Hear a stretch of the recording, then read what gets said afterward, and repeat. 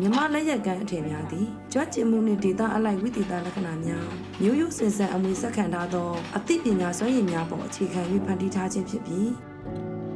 မြမယဉ်ကျေးမှုအမွေနှင့်များအနက်ဆက်လက်တည်တတ်နေသည့်အမှုပညာတစ်ရပ်အဖြစ်သတ်မှတ်ထားနိုင်ပါတယ်။သို့သော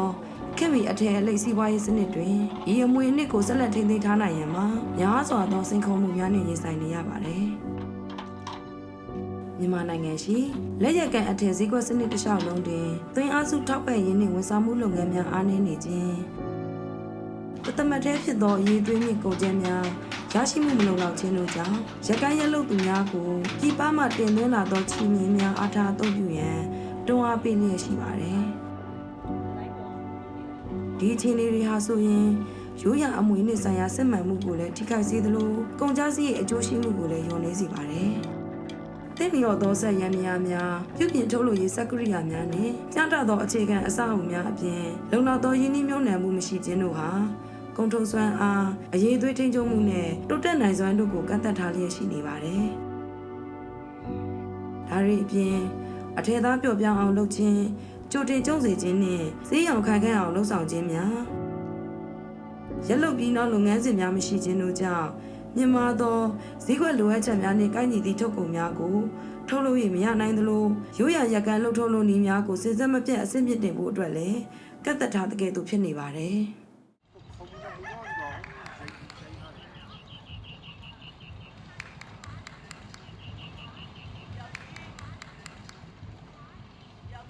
ရင်တော့မိကိုဖလာပေါ့အရင်ခက်မမိဘူးထွက်လာတဲ့အထည်ကိုပြန်ပြင်ရမယ်ပေါင်းရမယ်အဲ့လိုတွေမသိခဲ့ဘူးတကန်းစင်ကြလာပြီဆိုအတိုင်းပဲရောင်းတာများပြန်စရမှလည်းမသိခဲ့ပေါ့အရင်တော့စီးပွားရေးလုပ်ငန်းအဆင့်တွင်အထည်လိပ်လုပ်ငန်းဆိုင်ရာ MSME များသည်အများအားဖြင့်မြို့ပလာစီးပွားရေးစနစ်များဖြင့်သာလုပ်ကိုင်နေရှိကြပါသည်ကျမလုပ်ငန်းမှာတူညီတဲ့ဝန်ထမ်းတွေကိုလိုချင်တဲ့ပုံစံသွင်းရတဲ့အခါမှာကျမတို့အရန်ကိုခက်ခဲတာပေါ့။ဒီကြီးတွေစီမံတဲ့အပိုင်းမှာလည်းဒီရိုးဖလာလိုမျိုးပဲထုတ်လုပ်တယ်ဝဲတယ်ရောင်းတယ်လက်ကုံလို့စင်းချုပ်ပြီးရင်လောက်အားထားတွေရှင်းပြီးပြီဆိုလို့ရှိရင်လက်ထဲကျန်တာကိုပတ်စံပဲပေါ့။စနစ်တကျမရှိတော့လိုချင်တဲ့လောက်တိုးတက်မှုမရှိဘူးပေါ့။ဒီဆောင်ရွက်ချက်သည်လက်ရက်ကန်တမှုပြစတစ်ချောင်းရကန်သမားများနှင့်ဖန်တီးသူများကိုစနစ်တကျပံ့ပိုးပေးခြင်းအပြင်လက်မှုပညာကိုအားဖြည့်ကပြည်တွင်းလုံးအထည်အလိပ်များအပေါ်ယုံကြည်မှုကိုပြန်လည်မြင့်တင်ပေးပါတယ်။ထုတ်လုပ်မှုအဆင့်တွင်အရေးအသွေးကိုခိုင်မာစေခြင်းအပြင်လက်မှုပညာသင်များသည်စဉ်ဆက်မပြတ်အထည်အလိပ်ထုတ်လုပ်မှုအတွက်မရှိမဖြစ်လိုအပ်သောကျွမ်းကျင်မှုများကိုဖွံ့ဖြိုးတိုးတက်စေပြီးဤပညာဆိုင်ရာအသိပညာများညဝေသုံးဆွဲနိုင်သည့်ဂျေကန်အဆောက်အအုံများနှင့်တင့်လျော်သောခင်မီဆက်ရန်များကိုလည်းပံ့ပိုးပေးပါတယ်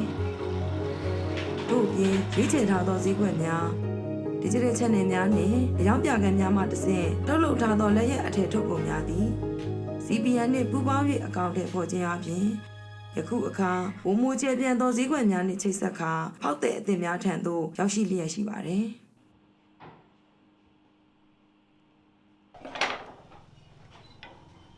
တင်တန်းမှာပေါင်းယုံစပြီးတော့မိတ်ဆက်ပေးတယ်ပေါ့နော်ပြီးတော့အင်းလေးဖက်ကိုပေါင်းယုံတစ်ခုပေးခဲ့တယ်ပေါ့သူတို့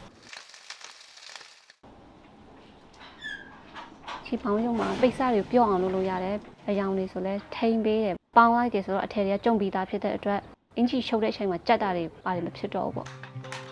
အရင်ကတော့သက်ချီတွေပဲသုံးတာများတယ်ပေါ့နော်တင်တန်းမှာကျတော့ဝါကနေတစ်ဆင့်ချင်းတီးလောက်ရတဲ့ရှီကိုသုံးပြရတယ်ပေါ့အဲ့ရှီကမြန်မာနိုင်ငံမှာပဲထွက်တယ်ဆိုတော့အရေးသွေးကောင်းဘလို့လုပ်ပြီးတော့ဈေးဘလို့ရောင်းရတဲ့နိုင်ငံခြားဈေးကွက်ကိုဘလို့ဖောက်ရတယ်ဆိုတဲ့ဟာတော့တင်ပေးတယ်ရှီရရွေးတက်လာပြီဆိုတော့ရှီရွေးကလေးကတေချာတဆင့်ချင်းပေါ့ပြူဆိုင်ပြီးလောက်ရတယ်အထက်ထွက်လာတဲ့အထီးပေါ့အဲ့လိုတေချာလောက်ထားတော့ရောင်းတဲ့အချိန်မှာလဲကို့အထက်ကိုအာမခံရဲလာရပေါ့အဲ့တော့ customer ဘက်ကလည်းကြိုက်တယ်ဈေးလည်းတိတ်မစစ်တော့သူတို့တွေကအဲ့လိုမျိုးတောက်လေဝယ်တယ်အကောင့်ကြိုက်တဲ့လူလည်းများတယ်ကိုဗစ်မှာတော့ထည်တွေကအထွက်ပဲရှိတာပြန်ပြီးတော့သုံးမဲ့ဝယ်လက်တွေမရှိတဲ့အခါကျတော့ရှေ့ဆက်လို့ကမရတော့6လလောက်လုံနာလိုက်ရတယ်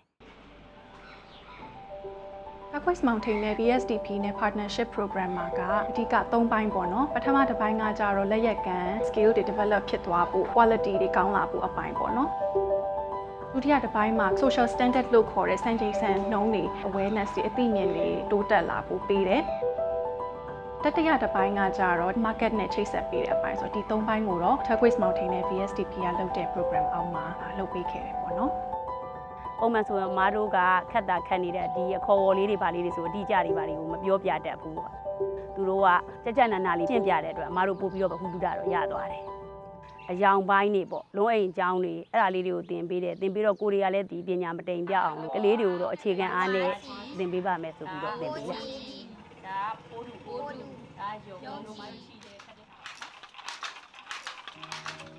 လုပ်ငန်းစဉ်သည်အထည်အလိပ် MSME များအတွင်လုပ်ငန်းကြက်ကြက်ခံနိုင်စွမ်းအားကောင်းစေရန်ဗဏ္ဍာရေးစီမံခန့်ခွဲမှုလူစွမ်းအားအရင်းမြစ်စီမံအုပ်ချုပ်မှုထုတ်ကုန်ဖွံ့ဖြိုးတိုးတက်ရေးအယောင်နှင့်ဈေးကွက်ရှာဖွေရေးတို့တွင်မရှိမဖြစ်လိုအပ်သောလုပ်ငန်းစွမ်းဆောင်ရည်များကိုတည်ဆောက်ပေးပါသည်လုပ်ငန်းအတွေ့အကြုံမှုတည်တည်လေ့ကျင့်သင်ကြားမှုစနစ်ကိုစနစ်တကျတည်ဆောက်ထားသောအလုပ်အခြေပြုသင်ယူမှုစနစ်များအစားထိုးခြင်းအပြင်MSME လုပ်ငန်းရှင်များသည်ကြွကျင်မှုလမ်းကြောင်းများကိုပုံမရှင်းလင်းစွာဖော်ဆောင်နိုင်ပြီးကုန်ထုတ်စွမ်းအားကိုလည်းမြင့်တင်နိုင်တဲ့ကဲ့သို့ပုံမအားကောင်းပြီးပူးပေါင်းဆောင်ရွက်မှုမြန်မာသည့်အဖွဲ့အစည်းများအဖြစ်ဖွံ့ဖြိုးတိုးတက်လာစေပါသည်ထို့သောတိုးတက်မှုများကို ASK Solutions နှင့်ပူးပေါင်းအကောက်ထည့်ဖော်ခြင်းအပြင်လုပ်ငန်းလည်ပတ်မှုတည်ငြိမ်မှုကိုမြင့်တင်နိုင်တဲ့ကဲ့သို့ဈေးကွက်လိုအပ်ချက်များနှင့်ပုံမထိရောက်စွာလိုက်လျောညီထွေဖြစ်အောင်လှုပ်ဆောင်နိုင်ခဲ့ပါသည်တင်တန်းမှာကျွန်တော်တို့ရဲ့ထုတ်ကုန်တွေကိုဈေးကွက်မှာဘယ်လိုနေရာယူမလဲဆိုတာတွေတင်ရတယ်။စင်းစရာအပိုင်းနဲ့ပတ်သက်ပြီးတော့မှလည်းစနစ်တကျလုပ်ရမယ်ဆိုတာလေးတွေကျွန်တော်တို့တင်ရတယ်။ဝန်ထမ်းရေးအပိုင်းမှာဆိုလို့ရှိရင်လည်းဘယ်လိုစီမံခန့်ခွဲရမယ်ဆိုတာတွေကိုရလိုက်တဲ့ခါကျတော့အခုပြီးတော့မှလွယ်ကူလာတာပေါ့။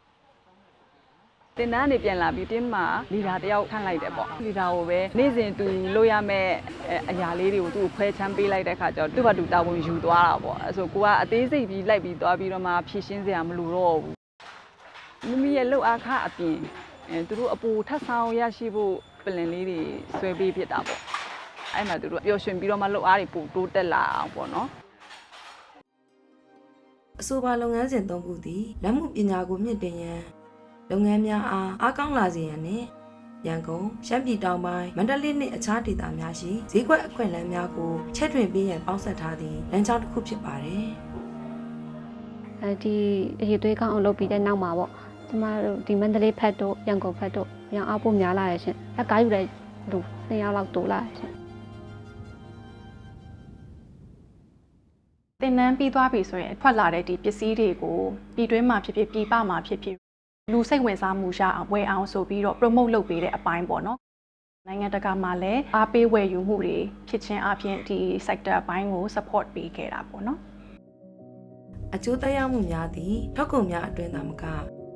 ရင်းတို့၏နောက်ခံတွင်ရှိသောလုပ်ငန်းများနှင့်လူမှုအတိုင်းအဝိုင်းများအထိပြန့်နှံ့ရောက်ရှိခဲ့ပါတယ်လုပ်ငန်းအခြေပြုတည်ယူမှုတွေဟာကျွမ်းကျင်မှုများကိုအတိအမှတ်ပြုနိုင်စေရန်နဲ့ကျွမ်းကျင်မှုအစစ်အစစ်တိုးတက်လာစေရန်အထောက်အကူပြုပေးပြီးထို့သဖြင့်နေအိမ်အခြေပြုသို့မဟုတ်ရွက်ရအလုပ်ရုံများတွင်ရကန်းရက်လုံးနေသောအမျိုးသမီးများအတွက်ဝင်ငွေနှင့်အလုပ်ကိုင်များပုံမှုတည်ငြိမ်လာပြီးအသိပညာများကိုပုံမှုကျယ်ပြန့်စွာမျှဝေပေးကြပါတယ်ဒီလုပ်ငန်းကိုလုပ်တဲ့အခါမှာကိုနဲ့နီးစပ်တဲ့အတိုင်းအဝိုင်းပေါ့အလုပ်ကိုင်ခွင့်လန်းပေးထားနိုင်တယ်ကျမရဲ့မူလရည်ရွယ်ချက်ကအမျိုးသမီးတိုင်းအလုပ်ကိုင်ခွင့်လန်းရှိရမယ်ဒီရက်ကန်းလုပ်ငန်းကလည်းရက်ကန်းစီတစ်စင်ကိုယ့်အိမ်အောက်မှာရှိတာနဲ့ကိုယ့်ရဲ့ဝင်ငွေအမျိုးသမီးတွေကဝင်ငွေရှိအောင်လုပ်နေနိုင်တယ်ပေါ့နော်အဲ့ဒါကိုကျွန်မလက်ဆင့်ကမ်းပြီးတော့မှတင်ပေးမယ်ပေါ့တချို့ကြလဲတန်ဖိုးထားရကောင်းမှန်းသိတယ်တချို့ကြတော့လေပရိပဒါပဲနေကြရတယ်ပေါ့မတို့တက်တဲ့ဒီရကန်းခတ်တဲ့ပညာကမိန်းကလေးတယောက်အနေနဲ့လည်းအိမ်နေရရနဲ့လောက်ကင်စားတောက်လို့ရတယ်မဘဝင်ချင်းကကလေးတွေကိုလက်ဆင့်ကမ်းပြီးတော့ခေါ်တယ်ဒီပညာကိုသင်ချင်းအဖြစ်တက်ချင်းအဖြစ်မိသားစု9ယောက်လောက်ကတော့အိမ်နေရရနဲ့လောက်ကင်စားတောက်လို့ရတယ်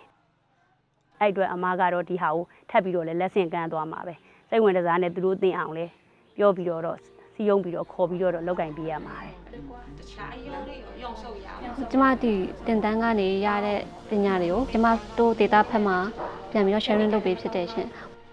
ရက်ကလေးကဒေချာရက်ဖို့ကိစ္စတွေပြန်စစ်ဖို့ကောင်းအောင်လို့ရှင်ဈေးကွက်တယ်မှာဘယ်လိုရောင်းလို့ရတယ်ဆိုတဲ့ဟာတွေ sharing လုပ်ဖြစ်တယ်ရှင် ပစ္စည်းကောင်းမှပဲရရှိသွားလို့ရတာပေါ့နော်ကိုတယောက်တည်းကောင်းစေချင်တာမဟုတ်ဘောနော်ကျမတေတာကလောက်တဲ့သူတွေအကုန်လုံးပေါ့တိုးတက်စေချင်တယ်ကောင်းစေချင်တယ်ဒီရက်ကန်ကကျမတို့မိယိုဖလာလည်းဖြစ်တယ်အဲကြောင့်တန်ဖိုးထားရလည်းရောက်တယ်ထိမ့်သိမ်းရလည်းရောက်တယ်အဲကြောင့်အကုန်လုံးတူတူပဲလက်တွဲပြီးလုပ်ချင်ပါတယ် မြန်မာလက်ရကန်အထည်များသည့်ကျွမ်းကျင်မှုပုံရိပ်များနှင့်စဉ်ဆက်မပြတ်တိုးတက်မှုတို့ကိုထူးခြားစွာဖော်ပြနေပါတယ်။အသက်မွေးဝမ်းကြောင်းကျွမ်းကျင်မှုအတတ်ပညာဖွံ့ဖြိုးမှုအစီအစဉ်မှတစ်ဆင့်ဒီသွင်းမြင့်ထုတ်ကုန်များကျွမ်းကျင်မှုကိုပိုင်နိုင်စေခြင်းနှင့်စစ်မှန်သည့်ဈေးကွက်များသို့လက်လန်းမီမှုတို့ကိုပေါင်းစပ်ကာအစဉ်အလာကိုခိုင်မာစေသည့်စနစ်သို့ပြောင်းလဲထားပါတယ်။လက်မှုပညာရှင်များနှင့်လုပ်ငန်းများအတွက်ခွင့်လန်းများနှင့်ကျွမ်းကျင်မှုချိတ်ဆက်မှုများကိုပံ့ပိုးခြင်းမှတစ်ဆင့်ဒီဒီဇိုင်းရှိမှုစံသစ်တည်ထွင်မှုနဲ့အမွေအနှစ်ကိုလေးစားပြီးပြုလုပ်တဲ့လက်ရထည်များသည်ယနေ့ခေတ်အထည်လေးစီးပွားရေးတွင်ယုံကြည်စွာရပ်တည်နိုင်ကမြန်မာလက်မှုပညာကိုခံနိုင်ရရှိစေပြီးရေရှည်တည်တံ့သောအနာဂတ်သို့တည်ဆောက်ပေးလျက်ရှိပါတယ်။